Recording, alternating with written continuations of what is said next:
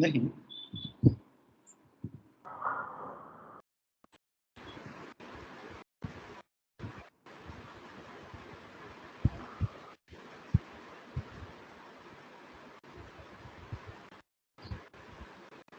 Good afternoon, sir.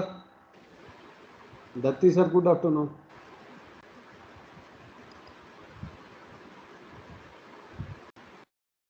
Yeah, good afternoon.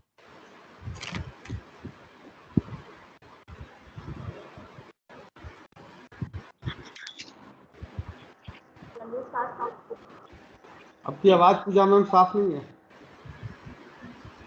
साफ नहीं है, कम आ रही है आवाज।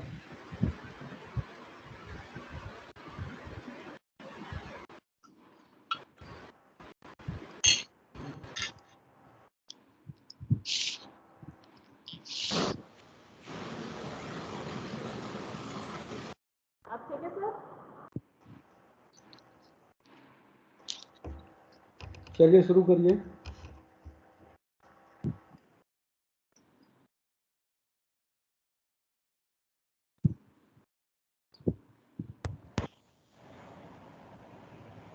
Good afternoon, everyone. Myself, Dr. Pooja Sarup Saxena from School of Physical Sciences. Welcome you all for joining us on second session of Faculty Development Program on Differential Equations, Theory, Analysis and Application with MATLAB at DIT University. In mathematics, stability theory addresses the stability of solutions of differential equations and of trajectories of dynamical systems under small perturbations of initial conditions. This session is adorned by a renowned personality who will give us better understanding of stability and bifurcation. No, there is some confusion because topic has changed. So leave it to me. Okay, sir, fine. It's our honor that Dr. Piyush Chandra is today with us. Pooja ma'am, other than topic, please go ahead. Okay, yeah. He is the retired professor from Mathematics Department of Mathematics and Statistics, IIT Kanpur. He has done MSc Mathematics as well as PhD from IIT Kanpur and also postdoc from Allahabad. His research interest areas are biofluid mechanics, Pooja ma'am. I think we will leave this part and then let me go ahead with the lecture. Sir doesn't require any introduction. Everybody who is working in mathematics. Yes, sir, because you are a Yeah, very true, sir. But sir, please, sir. It's all yours. Okay, I would like to invite Dr. Piyush Chandra, sir, to enlighten us with his talk. Welcome, sir. Thank you, Dr. Pooja Saxena. Sorry, I had to interrupt you because time is short, so we can leave it at this stage. Okay. It is a pleasure to be a part of this faculty development program. In fact, I was not very sure about the program, the objectives of the program. So initially I gave a topic on differential equations, stability and bifurcation. And as I said in the morning, we had seen a couple of more talks, Professor Datti and Ravi. And my talk would have been overlap of that. So I decided to change my topic completely, where I will be using these concepts. And my talk will be essentially towards this aspect only, though it is ecological modeling. But I will not be going deep on the ecological part, but just telling you the challenges ahead with these models in the dynamical system. I'm sure the previous talks have been will be very helpful to understand the concepts which are involved here, and they have given wonderful talks to start with. Differential equation in itself is not just stability and bifurcations, it is much beyond it. If you are looking for numerical solutions with a given initial condition, given parameters, we can try to find out. But looking for the qualitative behavior is very important. And therefore, qualitative analysis about the existence of solution, oscillatory behavior, stability, they all become very, very important ultimately. So my talk is essentially on the qualitative behavior, stability, and the bifurcations which we find in certain systems.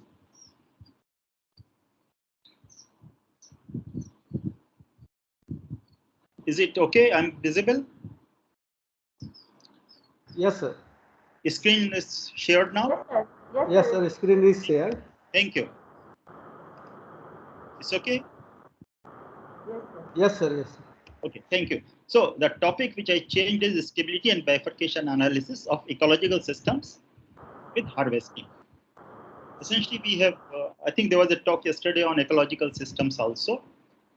And what I'm putting here more is harvesting effect. But main idea is to look at the various kind of bifurcations which may happen there, the stability analysis, and so on and so forth during this talk. So as we know now, ecology is essentially a scientific study of relationships that living organisms have with each other. Different species having different interactions, so they interact in different complex behavior ways. When I say population, it is not just human population. It could be any organism which can be there. It could be animals, it could be microorganisms, it could be species. So population is a very general term here. The impact of one population to the other can be positive, neutral, or negative. In particular, we are more interested in two types of interactions, competition and predation. So we will be talking more on this. Then the harvesting. What is harvesting? Harvesting of resources is an important issue from ecological and economic point of view. For example, harvesting of fish. That is, we take out the fish for economic purposes from the sea. So that is fishing is essentially is harvesting. So harvesting of resources is important, and depending upon the type of species, different models have been suggested. It could be harvesting of all the species, it could be of one species or the other. So many work has been done in the literature here. Now, just the basics. The general model for two integrating species that compete for a common resource with population size x1 and x2. So x1 and x2 are giving us the population size of the two interacting species at a given time t. So it is a function of time where fx1, x2 and gx1, x2 are the growth rates. They are the growth rate functions. Now, because the species are competing with respect to each other for the same resource, so if one of the population increases, the growth rate of the other will go down.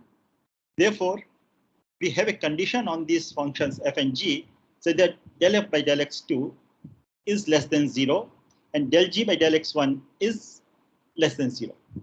That means both will start decreasing as x1 increases or x2 increases here. I mean, this is the book, I think it was put up in the morning also. Harsh, Semle and Deveni, Differential Equations, Dynamical System and Introduction to Chaos. It's a very interesting book. Now, if either population is very large, both population will decrease. This is sort of assumption, and hence there exists a k such that in case k1 is greater than k or k2 is greater than or equal to k or both are greater than k, then these functions will be negative. Negative means, negative means the growth will start decreasing here. Therefore, if in case population becomes large, we will take that this becomes negative and therefore this will be decreasing function here.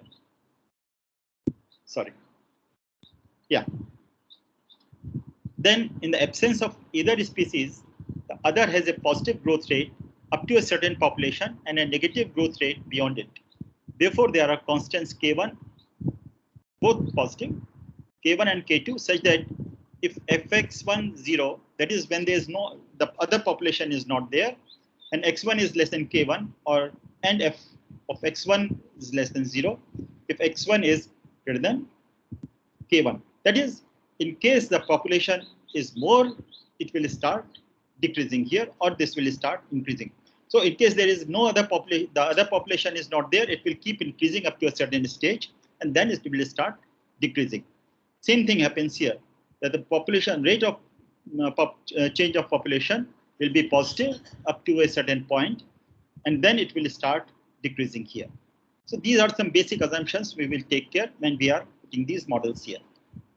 Now, this is a very famous logistic growth model for the two species, which we would have come across somewhere or the other.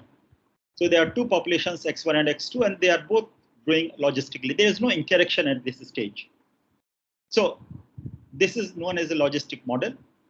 So looking at the previous thing, that this will be positive and then this will be negative in case X is less than K1 and X1 is greater than X1. So if you look at it here, as long as X1 is less than K1, this remains positive. So this increases. And as soon as X1 crosses K1, this becomes negative, and then population starts coming down. Same thing here. So this is a logistic model. And this is, we are saying, for two species here, but there is no interaction at this stage. Here, Ri is known as the intrinsic growth rate, and this Ki is known as the carrying capacity. That means it is the capacity beyond which the population cannot go because of various reasons. It could be because of resources, it could be because of the capacity of the place. So population cannot go beyond certain stage here. Now, I look for a competition. When the two species start competing with respect to each other, then, for example, maybe for the same food, maybe space or mating, so they will start impacting each other negatively. So there is a negative term which is appearing here at this stage. So they start impacting each other negatively. So there is a population growth, logistic population growth, but then there is a negative term which is coming here in the red, which says that there is a negative impact of one population on the other. And these are basically A1, A2 are nothing but the coefficient of competition for the ith species. So X1, X2 is competing with respect to X1, and therefore it is decreasing the population here. And similarly, here X1 is competing with respect to X2 at a rate A2, and therefore there is a rate of change of X2 is decreasing at this stage. The general prey-predator model, which we talked about, prey-predator model can be described in the following fashion. The rate of change of X1 is nothing but X1 into G of X1 minus X2 P of X1, X2. We will talk about what is P, X1, X2. And similarly, rate of change of dx to dt is X2 times minus dx2 plus E1 P of X1, X2. Now, please note that in case there is no P, there is no predation, then what it says is that this population is growing with X1 into Gx1. So at a rate Gx1, this population is growing, while this population is decreasing because there is nothing to prey, it cannot eat anything, there is no food available, and therefore this population will keep decreasing, and therefore there is a negative sign here. Now, because of predation, I mean, yes, Gx1 is nothing but the per capita rate of growth, and dx is nothing but per capita decline rate of the predator. Maybe you can say the death rate. And P represents the functional response of predator. That means how it is predating. This is a predation basically. And E1 is the conversion rate of eaten prey. How much the predation has been done is eaten by the prey. So this is what it says, that E1 is the conversion rate of eaten prey into new predators. So for example, it may give it some more strength and so on and so forth. And therefore, there is a predation which is happening at this stage. Yes. So Volta basically proposed this prey-predator model under the assumption that in the absence of, this is what I said earlier, in the absence of the predator, the prey grows logistically, this is what the part is.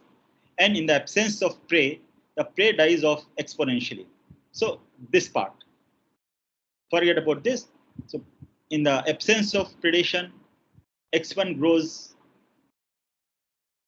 logistically, and in the absence of prey, X2 dies exponentially.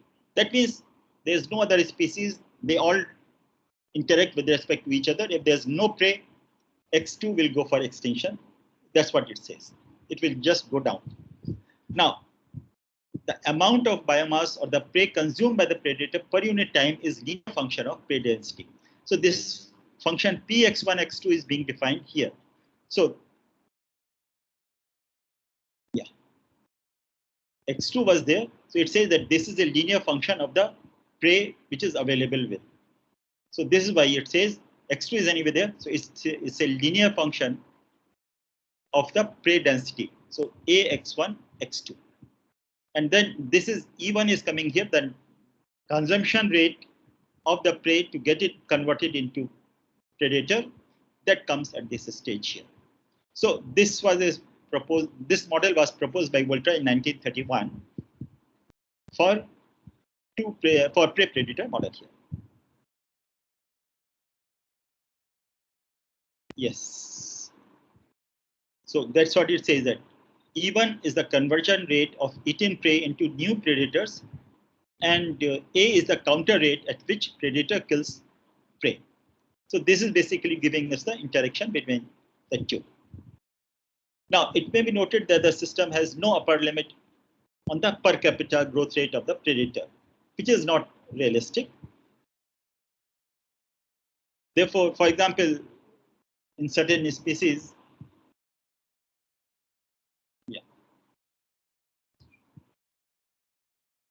such a limit will be determined in part by the physiological factors. For example, gestation period could be there, the shortest time interval between the litters, the maximum average number of this thing.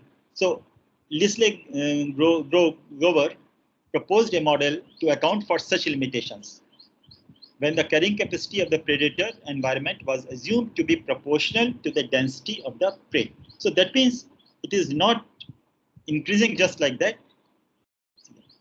See, for example, here it says that if enough X1 is available, this will keep increasing, but that's not the case. So that's what it says, that it assumes that the carrying capacity, a predator also has a carrying capacity, but this carrying capacity depends upon the density of the prey. So now, for example, here you say that K1 upon X1 upon K is there, but when you are writing for this logistic growth, this K2 is not just a constant, it is proportional to the density of prey, so or the prey population. Therefore, this is Leslie Grover model is a modification of the previous things. X1, X2, they are same thing which we talked about. So the interaction between the prey and prey is expressed by Holling type 1 linear function response. Further, the subsistence of the predator depends exclusively on the prey population, and hence the conventional environmental carrying capacity of predator is taken to be proportional to the prey population. So that's what I said it. Proportional to the prey abundance Kx1. Therefore, Kx2, that is the carrying capacity of X2, is equal to n times X1. The parameters are all non-negative and have the following meaning. R and S are the intrinsic growth rates of the prey and predator. K is environmental capacity of carrying capacity of the prey. A is maximal predator per capita consumption rate. Just go back and see. This A is nothing but the maximum predation rate. Yeah. Maximal predator per capita consumption rate. And N is the measure of food quantity that prey provides towards the predator. So there is a measure of food quantity with respect to the prey for the predator.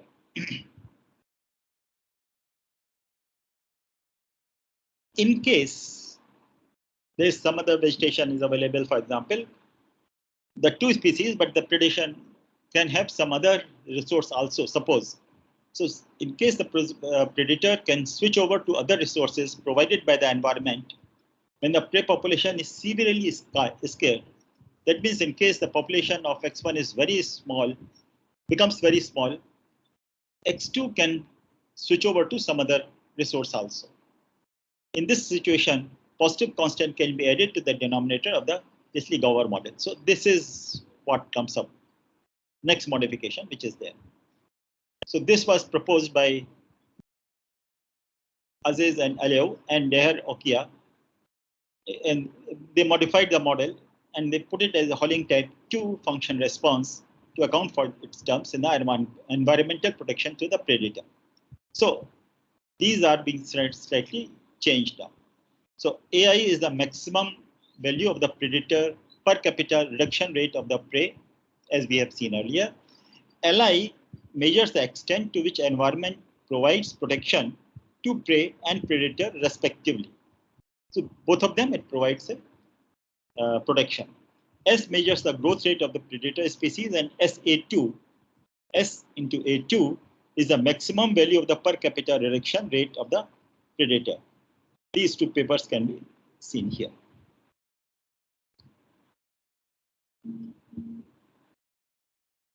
Now, harvesting function. A harvesting function is developed to describe the rate of removal of the species from a population. The simplest one which was given was a constant, but that is not very nice. So a proportional harvesting is there, which says that harvesting is proportional to the population or the species which you are harvesting. So the proportional harvesting function has been used for several researchers. It has certain limitations, as it is because in case you want to increase it, then you have to put up an unbounded linear function, linear increase of this with respect to x or e, both. For example, if you want to have a certain, I would say, harvesting has to be done, then either for a given x, the effort has to be increased, or effort is constant, then the population of the species has to increase. This is an excellent book by Cott, Elements of Mathematical Ecology. Those who would like to pursue mathematical ecology, one should definitely try to see this book. It's an excellent book on mathematical ecology. So because of those features, this was harvesting was further modified to take a nonlinear function effect, and therefore it was something like this. It has been taken. So Q is nothing but the catchability coefficient, which we saw earlier. Yeah, Q is essentially the catchability coefficient. E is the effort. So, but then we have got E1 and M1 and M2 are suitable positive constants, just to take care that this is not moving unboundedly. So it may be noted that H2XE goes to QE upon M2 as X goes to infinity. So there is only a limited harvesting can be done, or in case effort goes to infinity, only a limited harvesting can be done here. So this shows there is a saturation in harvesting if either X or E goes to infinity there. Again, Clark's book, though it's a classical book on mathematical bioeconomics, which takes care of harvesting effects and renewable sources, etc., etc. It's a beautiful and very, very important book. One should read it. Now, just touching what had been done earlier in the morning session. So if we have a parametric system, x dot is equal to f of x u mu, x belonging to Rn, mu belonging to Rp, and f, this is f here, is a CR function on an open subset this and this. Suppose has an equilibrium point x mu given by x star mu star, then f of x star mu star is equal to 0. So two questions arise. Is the equilibrium point stable or unstable? And how the stability or instability is affected by the parameter which is varied. In case it is varied, then how does it affect? Does it remain stable after that also, or does it become unstable, etc., etc.? To answer this question, we linearize the system, as you would have seen earlier, about the equilibrium point x star mu star. So after linearization, suppose we get this system where this is a Jacobian matrix, and this zeta is obtained by perturbing around x star and mu star, x star here. So if the equilibrium point is hyperbolic, that means all the eigenvalues of the Jacobian matrix at x star mu x star are either don't have let me say that their real part is not zero. So if the equilibrium point, at the equilibrium point, if the eigenvalues of dx does not have imaginary part 0, then you say the system is hyperbolic.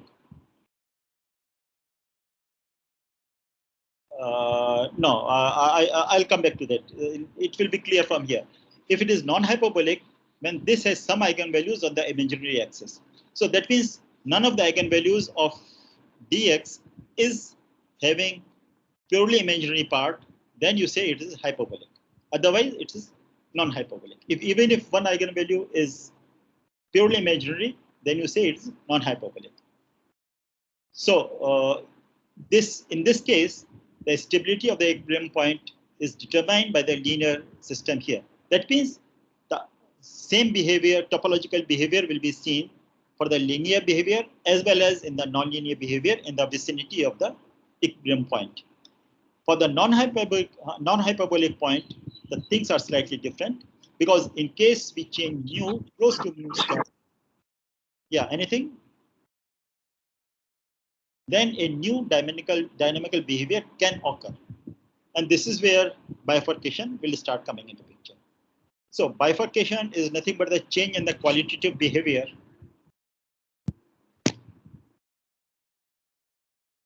as the parameter passes through a critical point, which is known as the bifurcation.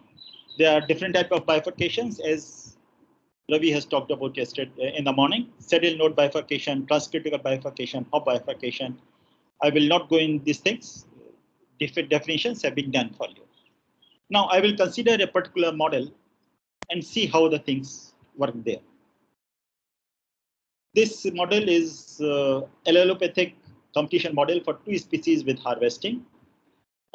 This was our paper in 2012, which appeared in Journal of Biological Dynamics.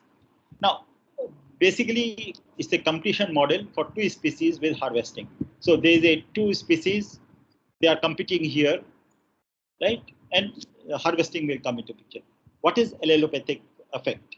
Allelopathic effect, or the phenomena, is a biological phenomena where one species or both the species produce chemicals to affect the other one. It could be positive or it could be negative. That is, it could help the growth of the other one or it could negate the growth of the other one. In this case, what we are considering is that they start producing toxic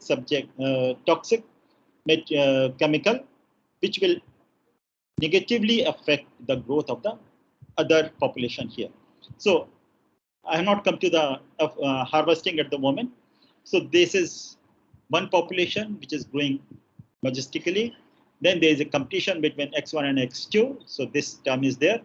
And then here,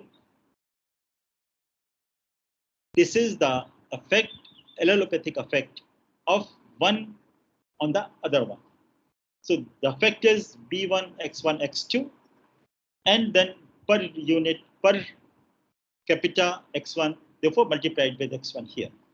Same thing happens here. So this is B2, X1, X2 per capita with respect to X2. So this is here.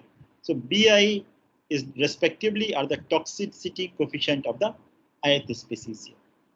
Okay. Now the harvesting also comes into picture. So keeping in mind that 2 species are being harvested by different agencies, here we consider different harvesting efforts instead of combined harvesting effect. that we consider both the species are harvesting with a effect E1 and E2 respectively. So because they are two different agencies, they don't depend upon each other. So this is Q1, E1, X1. For both of them, the catchability coefficient is different, the effort is different, and same thing here also. As we said that QI is nothing but the catchability coefficient of the ith species here. Now, what we do is that we non-dimensionalize this. This model, what we have, we try to non-dimensionalize, and non-dimensionalization is a very important phenomena in modeling. It firstly simplifies the model. It reduces the number of coefficients which are involved, and therefore this makes the life slightly simpler. So this model which we used here can be equivalently written in the following form, where tau is nothing but non-dimensional time R1 into T, X1 and X2 are in terms of X and Y. So they are being non-dimensionalized with respect to carrying capacity here. Alpha 1 is the coefficient which takes care of A1 and A2. I mean, given K2, K1 and R1. So if you see it here, yeah. So this is basically taking care of the competition efforts between X1 and X2. So these are the competition coefficients. Beta 1 is taking care of, yeah. This is the toxicity coefficient. Beta 1, beta 2 are the so B1, B2 are the toxicity coefficient. So beta 1, beta 2 will represent the toxicity part, and this gives us the gamma 1 and gamma 2 will give us nothing but the effort or the catchability coefficients here. And rho is nothing but R2 upon R1. Yeah. Anything? Fine. So I put down this equation in this particular form, and this one is also like this. So we say that x of f1 xy, y of f2 xy, subjected to the condition that initial condition x and y both are 0. Please note that we take all the coefficient as positive coefficient because of the biological reasons here.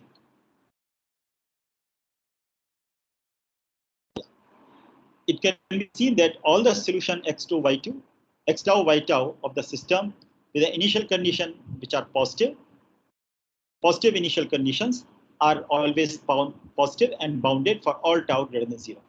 This is very important that the solution doesn't become unbounded. They remain bounded and they remain positive. They don't become negative, because if they become negative, the biological meaning will be lost all the way. So this can be shown that they remain positive here. Permanence is a very important phenomena. It says that there exist two constant mu and stylish m satisfying the condition this, irrespective of the initial condition, such that all solutions starting from the interior of R2 satisfy this condition. That is, the minimum limit and maximum limit remains between mu and stylish mu m at this stage. These are two lemmas which can be, this lemma will be used to prove this result, that the system which we have is permanent under this condition. So this condition is required for the permanence of the system. So it is not permanent for all values of the coefficient. It is only under this condition that this system remains permanent. I will skip the proof, which is simple and can be seen by anybody.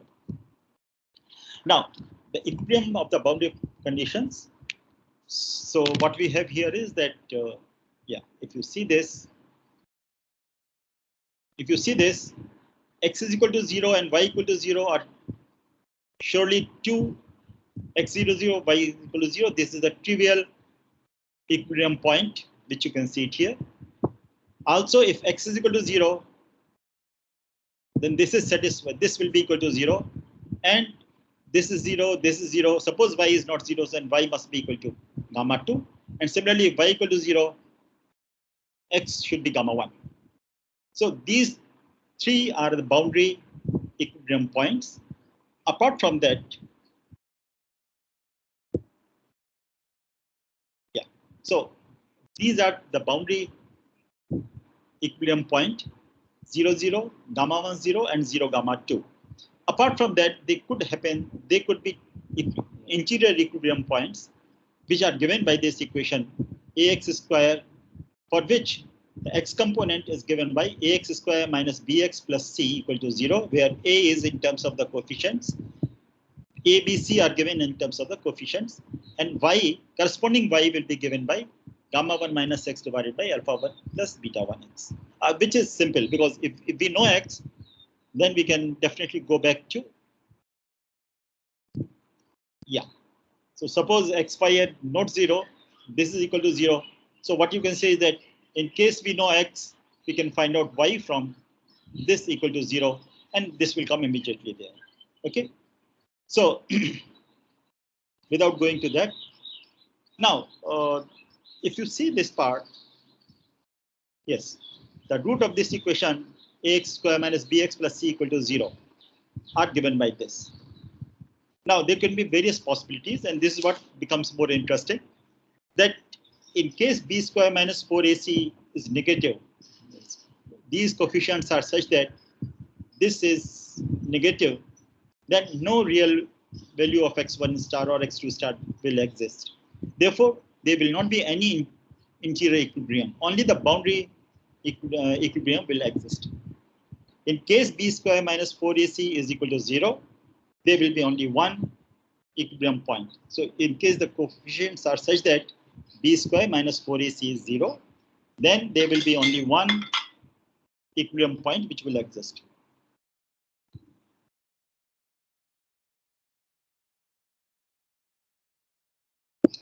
Further, depending upon b square, b and a, in case b square minus 4ac is positive, then further depending upon the signs of b and a, there is a possibility that there exists only one or two equilibrium point. So we have got all the three possibilities: no interior equilibrium point, only one interior equilibrium point, or two equilibrium points. So we will see this part. So as I said, in case b square minus 4ac is less than 0, there is no interior equilibrium point. In case b square minus 4ac is positive, then if a is positive, b is positive, c is negative, or a is positive, b is negative, and c is negative, then this is the only positive, because you're looking only for the positive roots, not for the negative root.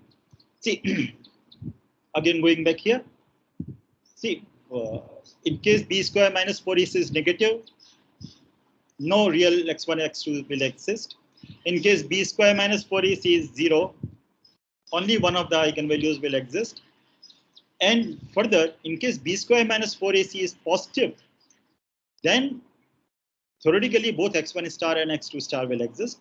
But you are looking for the case when both of them are positive. If one of them is negative, you don't take care of the population to be negative, and therefore that is being discarded. That's what we are coming to that. That we are looking only for the positive roots of this, not for the negative roots here. Yeah, so it says that in case these conditions happen or this happen, you can just to verify it, but very simple. This will be the only positive root, and hence S star, this is the only interior point which will exist. On the other hand, if in case A is less than 0, B is less than 0, C is greater than 0, then x star is equal to x2 star is the only positive root of this equation, and this will be given by this quantity, provided this happens. Why we are saying this condition? Provide x1 is greater than x star, because this should be positive. Same thing happens here. This should be positive. In case gamma 1 is less than x star, then this will become negative, and then this will not be there. This will not be there. Okay. So these conditions are very important here. Now, if A is greater than 0, B is greater than 0, C is greater than 0, or this happens, then there are two interior equilibrium points which are given by this. Again, the condition will be there that gamma 1 is greater than equal to maximum of x1 star or x2 star, so that both of them will remain positive here. Well, this is our observation that if A is greater than 0, B is greater than 0, C is greater than 0, then x1 star is greater than x2 star, which would imply that y2 star is greater than y1 star. And similarly, this condition will come. So B square minus 4AC is equal to 0. Two equilibria S1 star and S2 star will collide, and equilibrium is given by this quantity, which will be positive only when gamma 1 is greater than x star. So this condition is always required, that gamma 1 is greater than the x bar quantity. This we will say is the instantaneous equilibrium point here.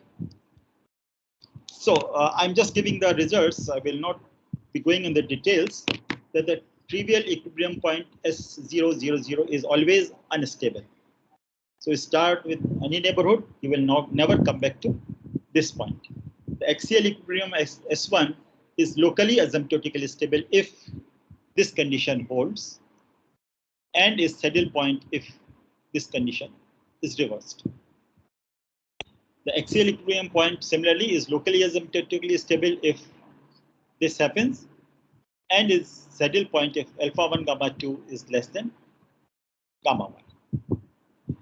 S1 star, S1, that is the saddle point which came up here, is a saddle point, and S2 star is locally asymptotically stable whenever they exist together. So that means, yeah, so whenever there is a coexistence, one of them will be saddle point, other is locally asymptotically stable. Okay. So that means in case you are in the neighborhood of S2 star, you will come back to S2 star, but here you will move away from S2 star. The unique interior equilibrium point S star is locally asymptotically stable if this condition happens, and is a saddle point if this happens. So the coefficients do play a very important role. Then it says the system cannot have any non-trivial periodic solution in the interior of R2. And the other one says that the unique equilibrium point is globally stable. So we are talking of the global stability also if this condition happens. So firstly, we talked about the local asymptotical stability, and now we are talking of the global stability and the same conditions which we get it. It also says that, you know, for bifurcation, you have to choose a bifurcation parameter. So if we choose the bifurcation parameter beta 1, right, which was talking about, just let me just go back here. Yeah.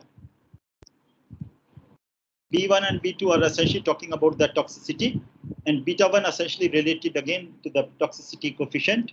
So taking the toxicity coefficient as the bifurcation parameter. Yeah. So this system undergoes a saddle node bifurcation around S bar with respect to the bifurcation parameter beta 1 when AB greater than 0 and B square minus 4AC is equal to 0, and this condition. So a lot of conditions are involved here. We have to make sure that these conditions hold numerically. If you're looking at it, give values and see that this is happening here. And the system undergoes a transcritical bifurcation between S2 and S star with respect to the bifurcation parameter alpha 1 if this happens. Alpha 1 is equal to gamma 1 upon gamma 2, beta 1 upon beta 2. So this is what is happening here. Sotomayor theorem is an important result. It's a long result. I just put it here for you to look at it. To look at the bifurcation analysis, to look at whether the saddle node bifurcation is there or not, this or the transcritical bifurcation happens or not. This is very, very important result. Look at the book of Perko. This will be helpful. So it says that if you're looking with respect to beta 1 and beta 2, X2 star here initially is stable, but once it, yeah, this is basically your here. one parameter is there. So beta 1, in case it increases, this remains stable, and then x1 is unstable here. Now, this one, basically it says that x1 star and x2 star, they are being plotted here. So this is with respect to beta 1, this remains stable, x2 remains stable, and this remains unstable. The green one is unstable. And when beta 1 changes from this to this range, is the other way around. That is, x2 star becomes stable here, and x1 star remains unstable. So the bifurcation interior equilibrium with respect to beta 1 and beta 2. Here, red curves stands for the stable equilibrium point, and the green curve talks about the unstable equilibrium point.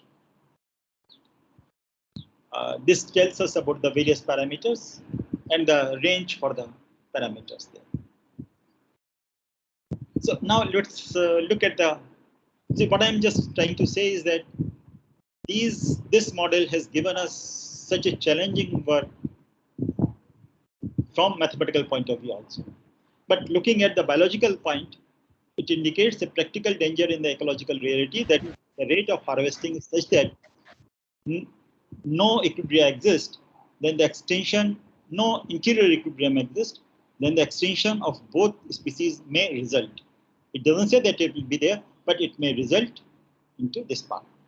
And it may not be sufficient. The existence of interior equilibrium may not be sufficient to guarantee that biological resource stocks would not be exploited too heavily without an ultimate loss of productivity. And further, the dynamical behavior of in the vicinity of the equilibria, the two interior equilibria, indicates that even though the system has two equilibrium points, in the first quadrant, the system possesses only a set of initial conditions for which both species will coexist. It will not exist for all initial conditions. Therefore, one has to take care in setting the harvesting rates. It cannot be just arbitrary, because depending upon gamma 1, gamma 2, depending upon the toxicity parameter, etc., we will talk about whether the two species will coexist or not. And our interest is that both the species should coexist here. So that's how it becomes important result. I will take just one more. One more model. I will take it. So slightly moving from the previous one. Leslie Gower. We are going for the Leslie Gower pre-predator model. Pointed out the survival of. This is what we saw earlier, and this model was proposed. And then this is the competition. We are saying there is a competition here only. So this is proportional to this, and this is the competition model. So everything X is the maximal predator per capita consumption rate. So sorry, this is pre-predator. So there is a predation by X2 on X1. And the death rate or the carrying capacity depends upon the density of X1, as we have seen earlier there. So this is the pre-predator model given by Leslie and Gower, and this is what we have here. All these parameters which we have explained earlier, they are all positive. Now, this is nonlinear effort which I would like to consider here. These are nonlinear effort. Note that this model is defined everywhere, but 0, 0. So this is okay, but this is like this if x1 and x2 are both are not 0, and dx2 by dt is equal to 0 if both x1 and x2 are 0. Initial conditions are taken to be positive. The paper appeared in Differential Equation and Dynamical Systems. One can have a look at that. So again, non-dimensionalizing the whole thing, we put down the whole thing in this particular format, and we get that this equation like this is like this. This is simple, but then again tricky because 0, 0 is not there. So this is the case. X0 is greater than 0, y greater than 0. And this can be shown that all solutions of this system also remain positive and bounded for all tau greater than 0. So possibly equilibrium points of this in the first quadrant for the system are XL0, XH0. These are the positive roots of this quadratic equation, and the interior points are given by this quantity.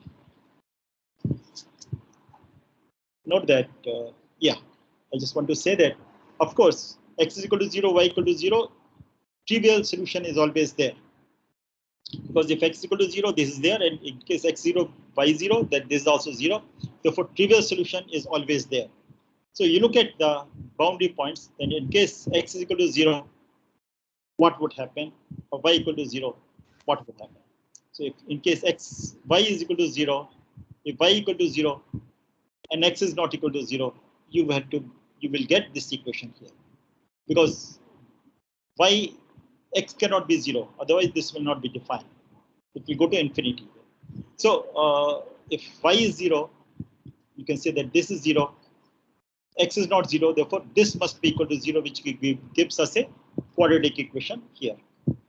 So using this equation, we get this part. So in case you have got positive roots of this, they will give us these two solutions here, and the interior points will be given by this quadratic equation. Simple algebra, which will tell us. Again, looking at different cases, you can show that in case this happens, it will have two distinct positive roots. This is the case, and these are. We are just looking at different cases as we have seen in the earlier case.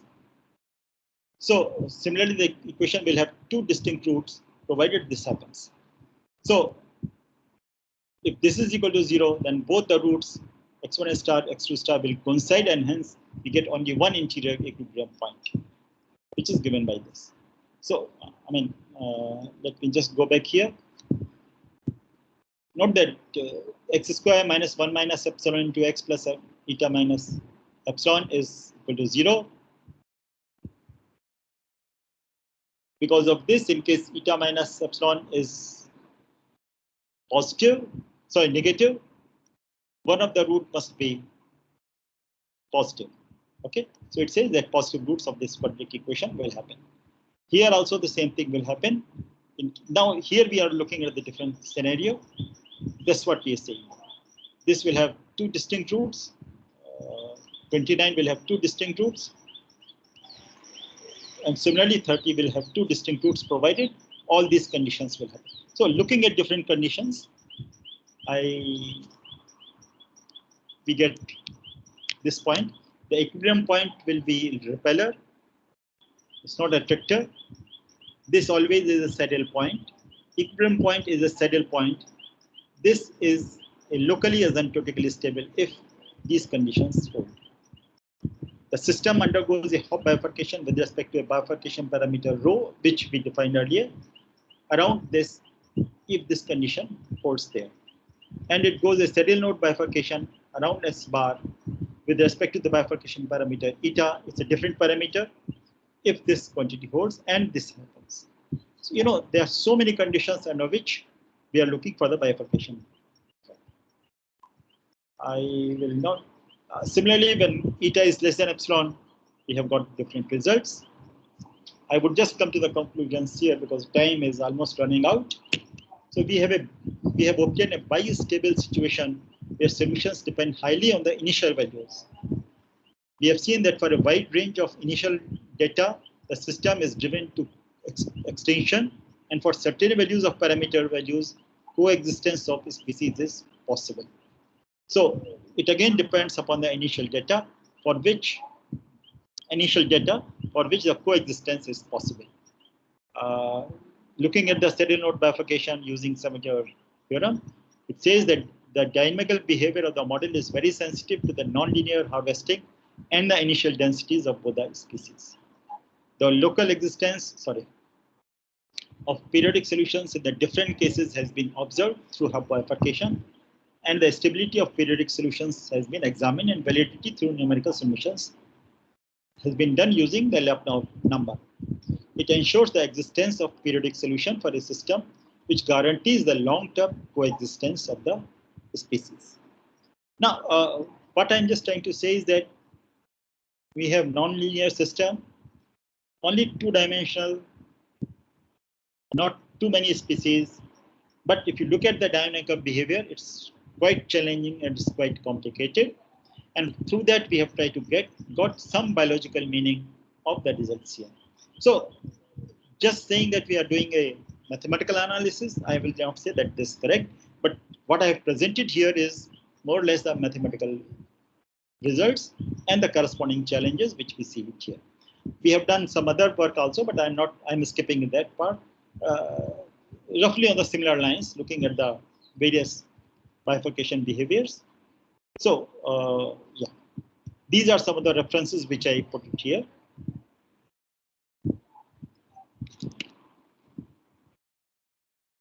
So I just finished the whole thing in my time. Thank you.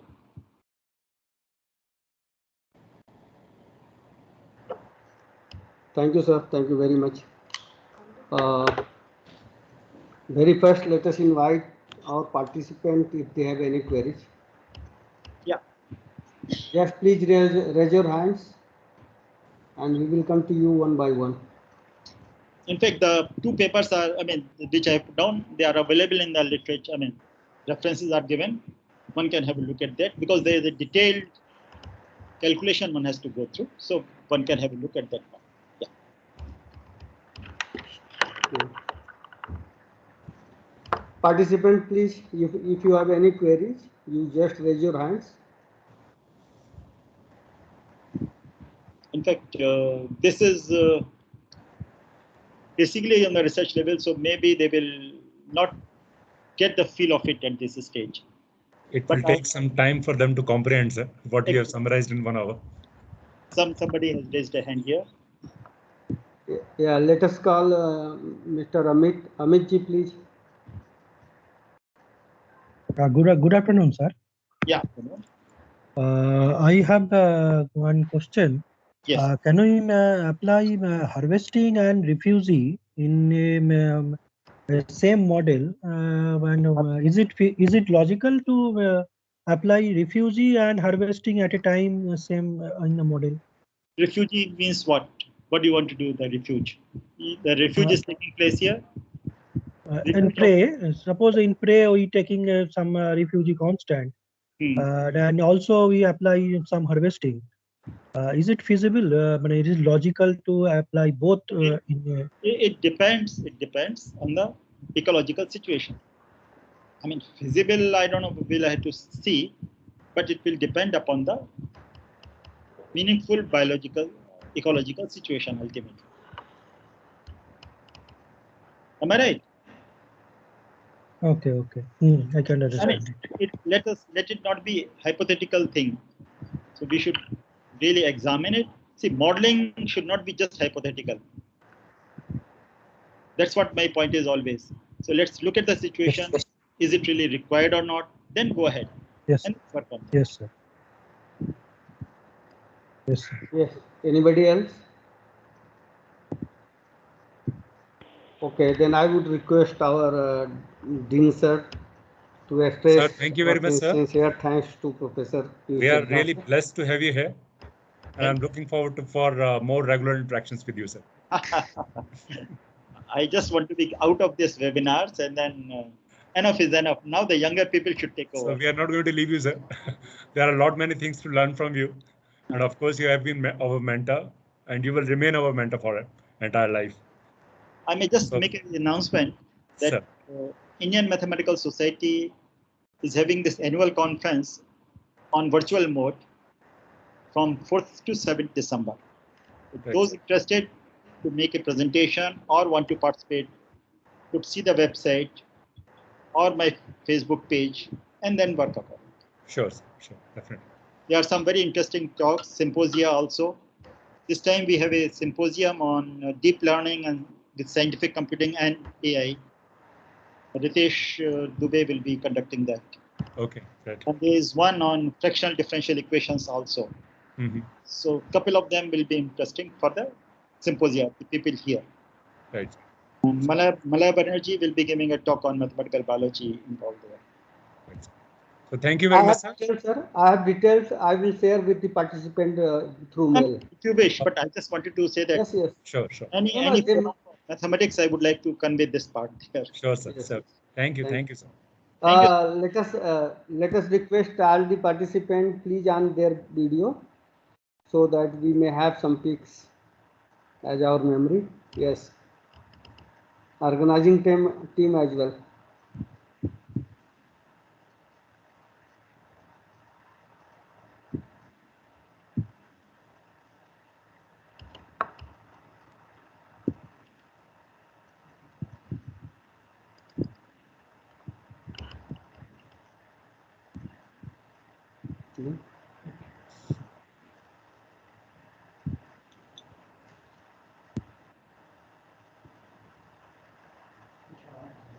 अरे अभी कर लो ना. Okay. Thank you, sir. Thank you very much. It was a pleasure. Thank you so much. Thank you, sir, for a very informative session. I'm sure this lecture will definitely help us to understand qualitative behavior of stability and bifurcation in ecological systems. Thank you, sir. We know that MATLAB. Without any delay, please invite other speaker. Next speaker. Yes, sure, sir. We know that MATLAB is a high-performance language for technical computing. It integrates computation, visualization, and programming in an easy-to-use environment where problems and solutions are expressed in a familiar mathematical notation. MATLAB is an interactive system whose basic data element is an array that does not require dimensions. This allows to solve many technical computing problems, especially those and vector formulation in a fraction of a time. It would take to write a program in a scalar non-interactive language such as C or Fortran. I am highly delighted to invite an expert of MATLAB, Professor Naresh Chadha, Dean, School of Physical Sciences, DIT University, who has also recently published a book on programming in MATLAB with applied numerical methods for engineers and scientists, to give his talk on practical introduction of MATLAB. Welcome, sir. Thank you, ma'am. Just I'm going to share my slides with you. Yes. Just a second.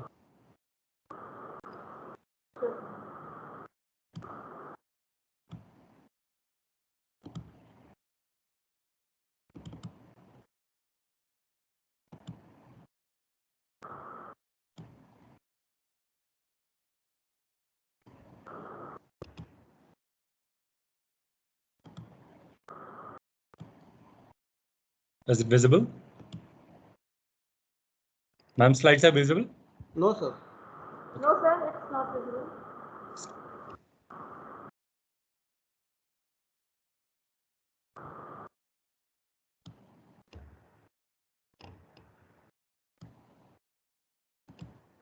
On my side. Sir, from you have to share. There is icon between mic and lead in the right corner, upper corner. Yes, sir. Yes. I think it should be there now. Yes, sir. Yes, sir. Okay, great. So thank you, Dr. Pooja. And thank you, Dr. Jogendra, for inviting me. And I think I'm more close to the organizer, so I can spare 5 minutes more, 5-10 minutes more if I exceed the time limit. Sure. Okay. So this is practical introduction of MATLAB. The idea is that in this talk, in fact, we will be more focusing about the implementation part. Theoretical part we have already covered.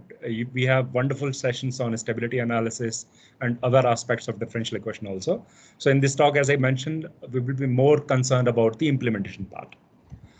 These are some basic questions normally everybody has. I'm not sure how many of you have been using MATLAB or you have any idea about MATLAB.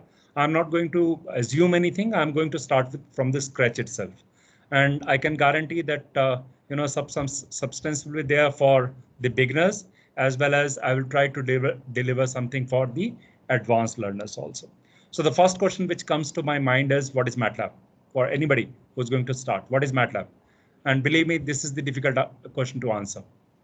Second question, I will come back to this question. I know Fortran, C, C++ programming languages. Should I learn MATLAB? Third question, is it essential to learn MATLAB? I have done one course on MATLAB or read a couple of books. Can I say myself expert? Is it sufficient to learn MATLAB? I don't have any background in programming. Can I learn MATLAB? and how much time it is going to take, and what should I expect from this workshop. Now let's start from second question. I know Fortran, C, C++ programming languages. Should I learn MATLAB? To understand this question, to answer this question, let me put an analogy. This may sound funny, but okay. I mean, I always try to give practical examples. I want to cook, enjoy chickpeas. I have three options. One is I can go to say Bikaner Wala or Haldiram. I can order it. Second option is I can start from the scratch, soak chickpeas overnight. Then I have to, arrange garlic, ginger, everything, prepare a paste of it. And then, so if I want to enjoy, say, chickpeas in dinner, I have to start the process at least 6 to 8 hours before that. Then, as I said, second option is I can go to Haldiram, then order it, and whatever is there, it will be served on my table. Of course, I have to pay the bill for that thing. And third option is I can take pre-boiled chickpeas, pre-cooked paste, and alter it according to my taste. That's third option. So the first option which I'm saying is using Fortran, C, C++, that is starting from soaking chickpeas overnight and then start the process. So it will be lengthy, but you will get the taste according to your desire. Going to Haldiram means using the softwares which work as a black box. You feed the data into that and you get the graphs. You don't have any liberty to change the algorithm or the output or many things. Now the middle path, where I'm going to use the pre-cooked food, pre-cooked chickpeas, pre-boiled chickpeas, or pre-cooked which is available in the market, say paste sort of thing, that is MATLAB. So MATLAB gives me the liberty to use built-in functions, which I'm calling it kind of pre-boiled or pre-cooked food, which is available on the shelf of any store. And then, of course, it gives me a platform to do my own programming also. So the people who are using Fortran, C, C++, of course, they, as I give you the analogy, that will be the best way, but it will be time consuming also. And then, of course, you have to use certain commands which will be communicating with the compiler. So the formalities are more. Then, as I said, third option, you pay the hefty price, you buy software, and it works for like a black box for you. So I don't think, for many practical applications, the people who don't want to do programming, it may be useful for them, but in general, they are not of much use. Then third question, is it essential to learn MATLAB? Answer is no. I can argue, I'm a big professor, I can hire somebody to do programming for me, fine.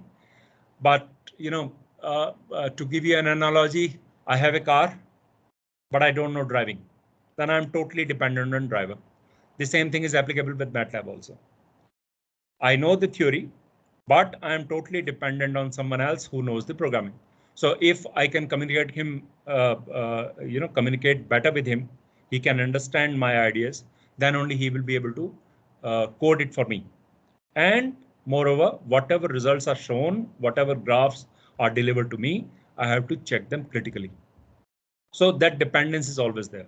So in that sense, okay, if you learn MATLAB, that will be helpful. I have done one course on MATLAB or read a couple of books. Can I say myself expert? I'm using MATLAB for almost 20 years now. I wrote a book also, around 460 pages. The book is available in more than 130 countries, but still I would not call myself expert in MATLAB, because to me, if somebody is saying that he is expert in MATLAB, then he doesn't understand the depth of MATLAB, because MATLAB is a tool, right? And it's up to you how you are going to use this tool and what sort of problems you are going to deal with. Is it sufficient to learn MATLAB? Answer is again no, because Maple is also there. Mathematica is also there. The philosophy is different. Maple is symbolic calculations based. On the other hand, MATLAB, the currency which MATLAB uses is vectors and matrices. So whatever you are going to feed it, the first step will be MATLAB will convert it into the notation or the terms of matrices and vectors. And the same way you will be expecting the answer also. And it all again depends how you want to interpret the data. Now, to add this, The question is it sufficient to learn MATLAB? I want to go from one destination to another. I want to go, say, for example, Dehradun to Delhi. I may have several options. I may take a train, I may go by car, I may take a taxi, I may even, if possible, I can go by bicycle also. It all depends. It all depends on my requirement. It all depends on my kind of, how much time, how much effort I'm going to spend on that. So one software, if you master it, it may be Maple, it may be MATLAB, it may be Mathematica. It is sufficient. On the other end, if I'm using, say, symbolic calculations, if I want it, then I will be using Maple rather than MATLAB. But on the other end, MATLAB has a big collection of toolboxes, as well as big collection of built-in functions that may always be helpful. And I don't think if you're using MATLAB, if you're comfortable with that, then you'd require any other software. But as I said, what matters is how much you are comfortable with a particular software.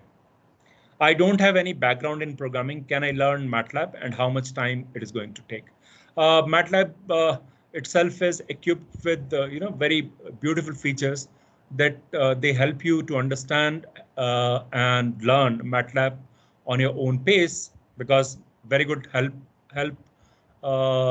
documentation is available in MATLAB itself, and then very good books are available in MATLAB. And how much time it is going to take for that, again, I'm going to question you. You want to learn swimming. How much time will you take to learn swimming? It all depends how much time you are going to spend in a pool.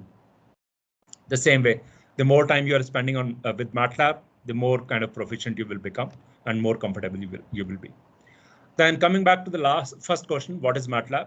It's difficult, to answer this question, because there may be several answers and all the answers may be partially correct. For example, if I say MATLAB is a scientific calculator, high-end scientific calculator, then also the answer is correct. If I say MATLAB is a programming platform, then also it is correct. Then if I say MATLAB is a collection of toolboxes, then also it is correct. But all these answers are partially correct. OK, in a broad sense, MATLAB is a software which is used for scientific computing. What should I expect from this workshop?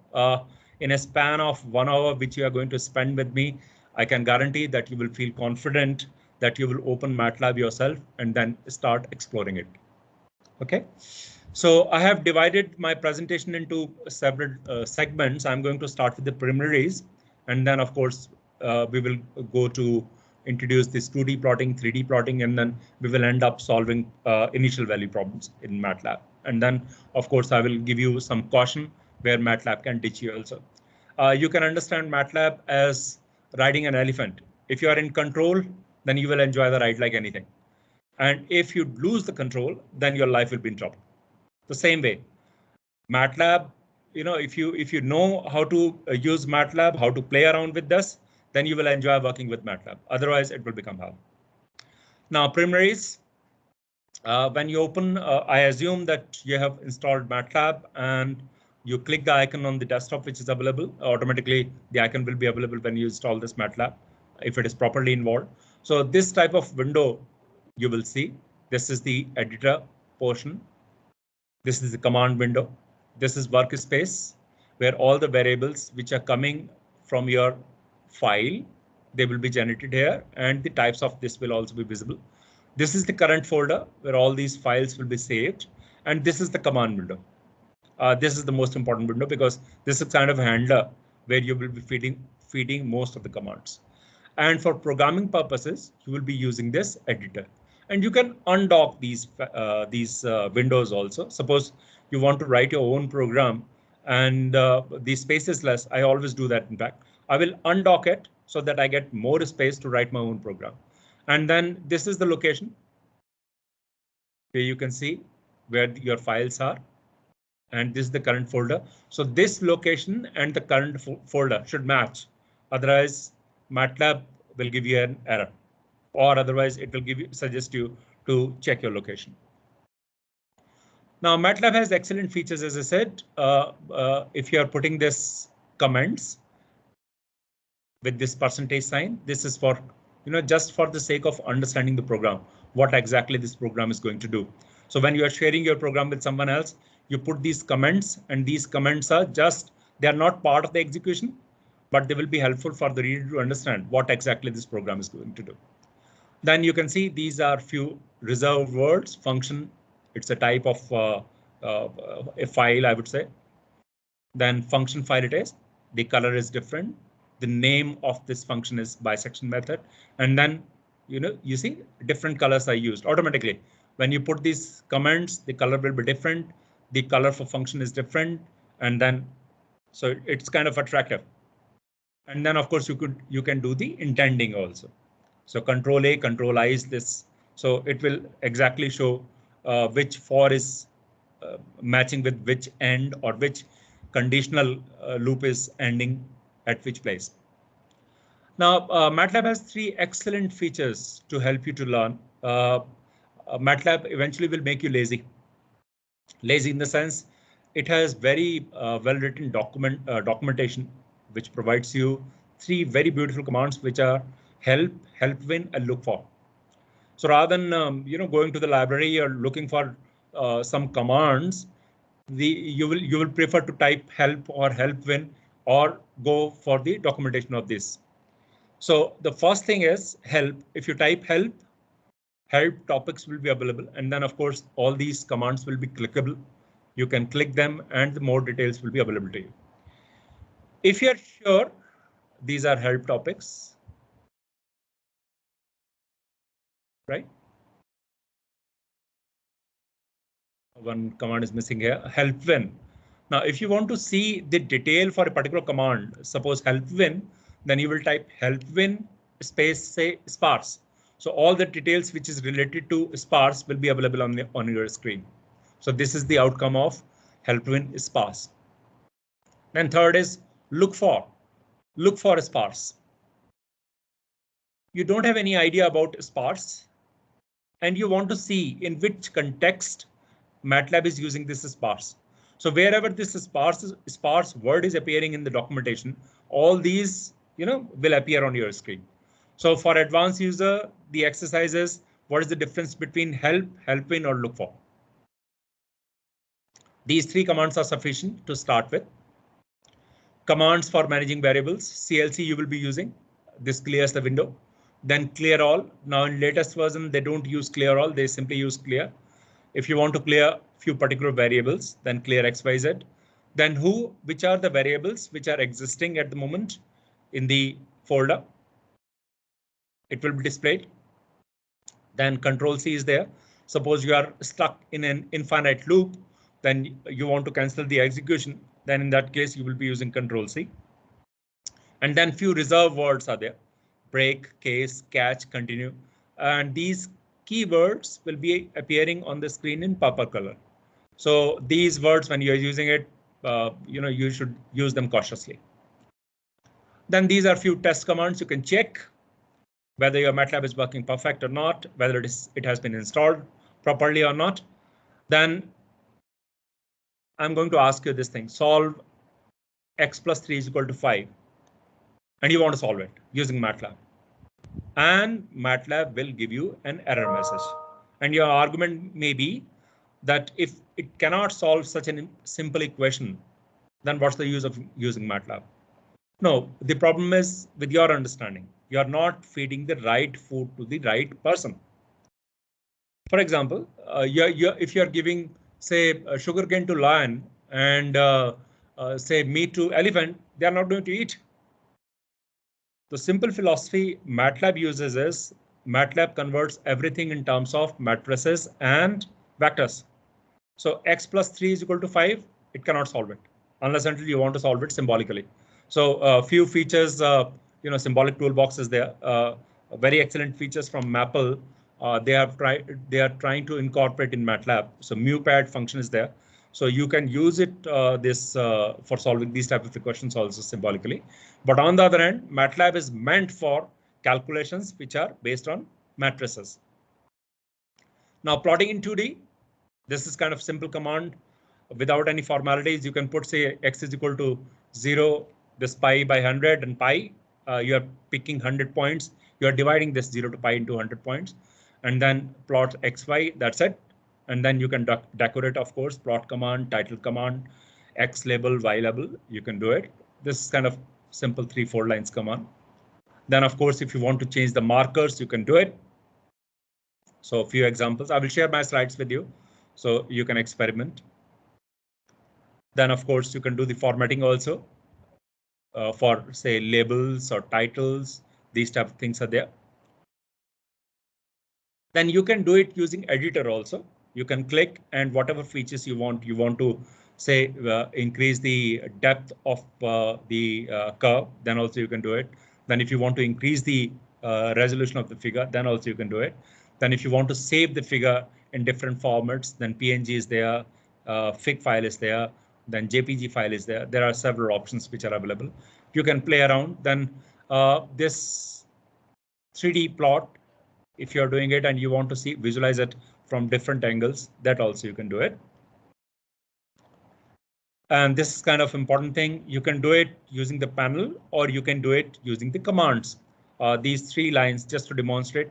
I would prefer, in fact, if you try these commands on your own, if you have MATLAB installed. Otherwise, as I said, after this talk, you can try these commands yourself and see how they are going to execute and what will be the end product of this thing. So for example, if for most of the journals, normally they ask for high resolution figures. So this is the command for that thing. Print GCF, that is get current figure. And as a PNG file you want to save, the resolution you want is 300. You can go for 600 also, but the size of the figure will be more. For all the practical purposes, this R300 is sufficient. And this is the name of the file by which you want to save this file. So these 3 commands, that will be enough. And these commands are helpful when you want to generate multiple figures. Then this is another multiple figures for on one figure. X is vector, Y is one function, Y2 is another function. You want to plot both these graphs on one. So this is one way of doing it. And then you can use hold on also. So first, suppose you want to see this graph, and then on the top of that, you want to superimpose this thing. So that also you can do it by using this hold on command. Then subplot function is there. You want to plot 4 figures in one figure itself, 4 plots in one figure itself. Then subplot MNP. So this is explained here, 2, 2. So you will have 4 blocks, and then depending on the location, you will get the figures at the desired location. Then if you want to generate separate figures, figure 1 and figure 2, that you can do it. Now this is for advanced users. We have 3 functions for plotting: EZplot, fplot, and plot. Plot is the most commonly used function for plotting purposes. EZplot in advanced versions or recent versions, MATLAB itself has started suggesting that EZplot is not preferable. Now use fplot instead. But EZplot was basically meant for symbolic function. So I'm giving these 3 kind of set of commands to try. One is using plot, another is using EZplot, third is using fplot. Now, if I'm using plot, the output is something like this. And for EZplot and fplot, as I said, EZplot is not kind of recommended for latest advanced versions of MATLAB.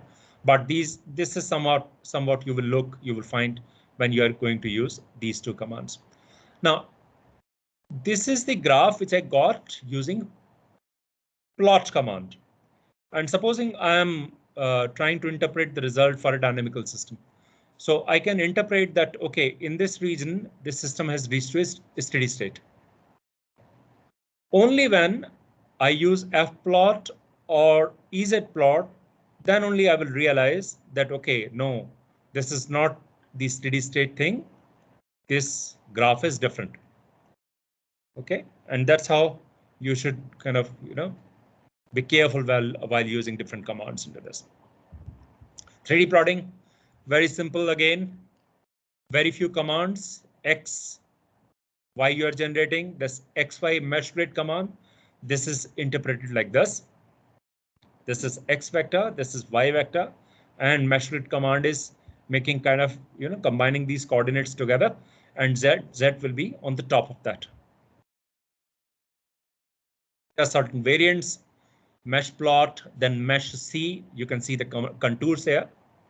Then this is mesh Z, waterfall sort of thing. Then surf, you only need to change this mesh to surf, that's it. Surf, surf C, surf L, lighting will be different. Surf C, contour plots will be there in addition to the surface plot. Then you can, of course, move these surfaces. The commands which you can use is get frame and then move it to AVI. There may be certain other ways also, but I prefer this one. View command is there when you want to see the plot from different angles. Then you can use view 2, view 3. Then if you want to see it from a specified angle, that also you can define it. If you want to see it from a particular coordinates, that also you can set it. So these kind of features are available in MATLAB, which make it kind of more attractive. Then data specific plotting is there. You can see parametric surfaces I can plot. And I can animate it also. I want to plot this figure using comment. So this is kind of animating figures. Then contour plots are there, which are more useful when you are doing this demography thing. Then you can change the color according to your requirement. P color is there, C contour command is there. You can control the axis also. You can control the color also. I plots, normally they are used for data interpretation. You can put labels and you can take a pie out of it. Now, this was just the introduction of this thing. Then script files. From here, we are going to start for the programming thing. So whatever commands you were typing on command window, now it's the time to put it in a file. I'm going to start with a very simple program. The radius is given, radius is equal to 5, and I want to calculate the area of the circle. So these two arrows indicates that I'm going to type these commands on command window. So first I will type this command, radius is equal to 5, and correspondingly I want to calculate the area corresponding to radius is equal to 5. So this is second command and I will get the answer. Now suppose I want to calculate now corresponding to radius is equal to 7. Then again I have to go back and change the number. I would prefer typing these two commands in a script file and then execute it, because editing will be easy for me. So in place of that, I open an edited file, write a program so that when I'm sharing this program with someone else, then he should understand what this file is going to do. So a script file, this is a script file, calculates the area of a circle. So because it is commented, so it will not be the part of the execution. Then first the radius is assigned, radius is equal to 5. Then area is calculated based on the radius, which is commented again. Area is equal to pi star radius square. And then of course, when you click the run command, it will give you the answer on the screen. On the top of that, now you have created help for your program. So if you type help, because this program is saved as this second script area, the name of the file should be so that you can recognize, it should give an idea what may be the content of a particular file. So depending on that, I mean, many people prefer, say, naresh.m. No, it is not going to help you, because after 15 days, you will forget what was the content of this particular file. OK, so in that case, the name of the file should be such that it should indicate something about the content of the file. Then you can make it more interactive. Input command is there. So radius, when you execute this file, you will be prompted to give the file of the value of the radius, and the value of the radius will be used to calculate the area. Then disp command is there. I'm demonstrating how you can use this disp command in 3 different styles. So one is to put an empty line. Then disp area is equal to, it will be displayed area is equal to, and third is the value of area will be put here. OK, so this disp will be helpful then fprintf command and disp command. When you want to see the output in a formatted style, in that case, you will use fprint. Otherwise, you will use disp. OK. Now, what is the advantage of using disp command or fprint command? I've tried to explain you. Whenever you want an output in the form of a formatted output, then you will be using fprint f command, otherwise disp command. And I'm going to show you one example. I think it's there. OK. Here you see fprintf. I'm using units will be in CMS. So here I'm using simple text with fprintf, and here disp is still calculating area of circle. So for typing text, you can use any one of them, but for getting a formatted output, you will be using fprintf. This is the style. This is the syntax, how you can use this fprintf. OK, and now two examples of fprintf. Here, this is fprintf. You can use disp also. And when you are using this fprintf, you can see \n is required. And if you are using say disp, in that case \n, you can skip this thing. Then this is vectorized disp a. This is kind of important thing because disp you can use directly to get the output in a vectorized form. Then you can save the output as a text file. The commands which you are going to use is fid, fopen, and fprintf and fclose. Fid means file ID. Then you open the file by using fopen command. You execute this thing. Here I'm simply using this v is equal to u plus at and s is equal to u plus ut plus half at square. And I want to write the output in a text file in a formatted way. So this demonstrated. Then function file. Now we are entering into the hardcore programming thing. Formal definition of function is a function is a named and self-contained block of statement that performs a specific task. As I said, I always prefer giving the examples because these analogies or examples remain with you. If I'm using a function, that means I'm allocating a task to a very loyal employee named Alan. Alan does his job, and he does his job without any external influence or interference. These statements will be very, very important when we are going to discuss the technicalities of function file.